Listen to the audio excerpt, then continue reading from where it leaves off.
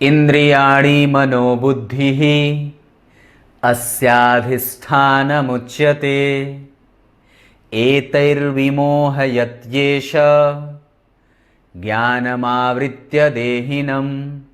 एक बात बताऊं, एक बात बताता हूं। ये कार्यक्रम का ऐसा श्लोक है जो जरूर सुन के जाइएगा। और इस पे तो मैं, अगर मेरी बात अगर इसको बढ़ा करके लिखने की हो, इस गीता के अर्थ को समझाने की हो, तो सच्ची बात बोलता हूं, बड़ी तीव्र बात, इस पे कई सारी चीजें घटित हो सकती हैं और बड़ी लंबी इस पे मैं बात बोल सकता हूं। बड़ी अजीब बात है। शुरू करते हैं आज का कार्यक्रम। नमस्कार कर लेता हूं, पहले नमस्कार करता हूं सबको। कल का कार्यक्रम कैसा था? कल विश्लेषण था, वो 41 मिनट का था। और एक बात और है, मैं आज आप लोगों के बीच से चुनी गई कुंडलियों के साथ आने वाला था, पर इसलिए नहीं आया कि मैं कार्यक्रम एक दिन पहले बनाता हूं और कल जो पिछला जो कल वाल है, जैसे शुक्रवार को, वो उस दिन मेरा उपवास था, इस वजह से नहीं बनाया। वो बाकी रहेगा आप लोगों का मेरे ऊपर कर्जा। शुरू करते हैं आज का कार्यक्रम। देखते हैं आज के कार्यक्रम में आपको मैं क्या बता देता हूं। बड़ी ध्यान से समझने वाली बात है, बड़े गौर से समझने वाली बात है। शुरू करते हैं आज का कार्यक्रम।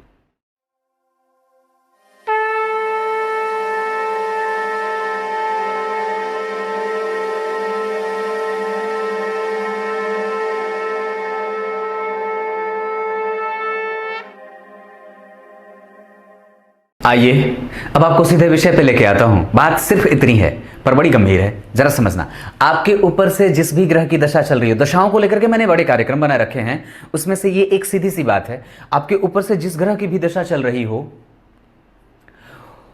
उस ग्रह की स्थिति को देखिए कि वो पापक ग्रह है या शुभ ग्रह है। मतलब आपके ऊपर से किस ग्रह की दशा चल रही है। जैसे पापक ग्रह के अंतर्गत आते हैं शनि, मंगल, राहु, केतु और सूर्य भी। शुभ ग्रह के अंतर्गत आते हैं गुरु, चंद्रमा, बुध, शुक्र। इसमें से जो बुध होते हैं वो कभी पापक भी हो जाते हैं और कभी शुभक भी हो जाते हैं। बाकी के जितने ग्रह हैं वो फ्लक्चुएशन में नहीं होते। राहु भी पापक ग्रह भी होते हैं पर वो पापक ज्यादा होते हैं। केतु शुभक होते हैं पर शुभक ज्यादा हैं। अगर शुभक ग्रहों की बात करें तो केतु सर्वाधिक शुभक ग्रहों में से एक कहे जाते हैं। और एक बात है जो समझने वाली है, केतु सबसे ज्यादा वयोवृद्ध और सबसे ज्यादा अनुभवी ग्रह कहे जाते हैं। उनके पास अनुभव बड़ा ज्यादा है। वो जहां भी बैठते हैं उस भाव के संबंध में अनुभव की वृद्धि कर देते हैं और उस भाव से संबंधित प्रगाढ़ता व्यक्ति के अंदर ज्यादा हो जाती है।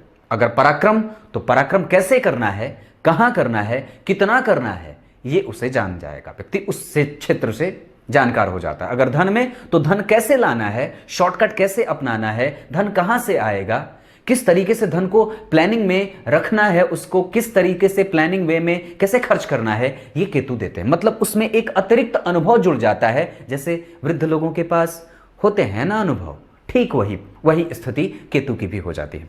पर बात वो नहीं है। बात यहां मैं ये बता रहा हूं कि आपको सिर्फ ये पता करना है कि आपकी कुंडली में शुभ ग्रह की दशा चल रही है या पापक ग्रह की दशा चल रही है। मान लीजिए आपके ऊपर से शनि की दशा चली, जो पापक ग्रह होते हैं, और आपने कोई भी लग्न की कुंडली है आपकी, उसमें शनि के घर में अगर मान लीजिए कोई भी एक शुभ ग्रह बैठ गया, गुरु, चंद्रमा, शुक्र और बुध, और जहां शनि को बैठना चाहिए, जैसे उनकी राशि में अगर कोई शुभ ग्रह बैठा है और जहां शनि बैठे हैं, अब यही बात समझने वाली है कि जहां शनि बैठे हैं अगर उनके साथ कोई भी और अन्य पापक ग्रह नहीं बैठा, जैसे अगर शनि मान लीजिए यहां के अधिपति हैं और वो बैठ गए यहां पे, पर अगर वहीं पे इनके साथ कोई और अन्य पापक ग्रह ना बैठा हो तो शनि की दशा भी कमजोर नहीं जाती। वो परेशान बहुत ज्यादा नहीं कर सकते आपको, सामान्यतः आपको जीने देते हैं। मतलब वो बहुत ज्यादा कष्टदायी स्थितियों से नहीं गुजारते हैं। प्रत्येक प्रकार के पापक ग्रह के दशाओं में अगर उसके घर में कोई शुभ ग्रह बैठा हो तो निसंदेह उसमें यह भी देख लेना जरूरी है कि जिस ग्रह की दशा चल रही है, जो कि आपकी कुंडली में पापक ग्रह बन रहा है, क्या उसके ऊपर किसी अन्य पापक ग्रह का कोई असर तो नहीं है। जैसे ही उसके ऊपर से किसी पापक ग्रहों का कोई असर नहीं होता है, वो दशा आपको सामान्यतया अच्छी जाने वाली होती है और उसके लिए विशेष परेशान करने की खुद को आवश्यकता बिल्कुल भी नहीं है। पर दूसरी जो शर्त है वो ये है कि अगर मान लीजिए आपके ऊपर से किसी शुभ ग्रह की दशा चल रही है, जैसे मान लीजिए आपके ऊपर से बुध की दशा चली, गुरु की दशा चली या शुक्र की दशा चली, मान लीजिए अगर इनकी दशा चल रही है और उनके ही घर में, जैसे यहां पे मान लीजिए मंगल की दशा चली, मैंने मंगल को यहां बुध को मंगल की राशि में बिठाया है, अगर मान लीजिए मंगल की दशा चली और उसके ही घर में अगर बुध बैठ जाएं, गुरु बैठ जाएं, शुक्र बैठ जाएं या चंद्रमा बैठ जाएं या फिर वो मंगल अगर खुद किसी शुभ ग्रह की राशि में बैठा हो, जैसे मान लीजिए वो यहां बैठ जाएं, मंगल यहां बैठ जाएं, तो अब वो दशा खराब नहीं जाती है, आपको मेहनत तो करवाती है निसंदेह। पाप ग्रह है, थोड़ा सा कष्ट तो देते हैं, अपने प्रवृत्ति को ग्रह कभी छोड़ता नहीं है, नेचुरल बिहेवियर उनका बनता रहता है, पर फिर भी आपको परेशान होने की कोई आवश्यकता नहीं। ये दशा को समझने की स्थिति है कि वास्तव में कितनी अच्छी जाएगी दशा और कितनी बुरी जाएगी। लोग प्राय डर जाते हैं, वो अध्ययन नहीं करते और इस वजह से उनका जो दशा क्रम होता है वो कई बार गलत प्रेडिक्ट हो जाता है कि नहीं यहां पे राहु की दशा चली तो खराब जाए, ना ऐसा नहीं है। केतु की दशा जाएगी तो खराब, ना ऐसा बिल्कुल भी नहीं है। शनि की दशा तो खराब, ना ऐसा बिल्कुल भी नहीं है। मंगल की दशा, ना बिल्कुल भी ऐसा नहीं है, ऐसा नहीं है, ऐसा बिल्कुल भी नहीं है। इसी को तो समझना है कि वास्तव में उस ग्रह का एक्चुअल जो प्लेसमेंट हो रहा है वो आपकी कुंडली के लिए कितना सपोर्टिव है और कितना वो बेहतर बन रहा है। बात इस बात पे नहीं निर्भर करती है कि आपकी कुंडली में दशा पापक और शुभक की चल रही है, बात दरअसल इस बात पे निर्भर करती है कि आपकी कुंडली में उस ग्रह के भाव में कौन सा ग्रह बैठा है और वो स्वयं किस ग्रह की राशि में बैठा है। बात समझ में तो आ रही होगी, बस इतनी सी बात थी। कैसा लगा जरूर बताइएगा।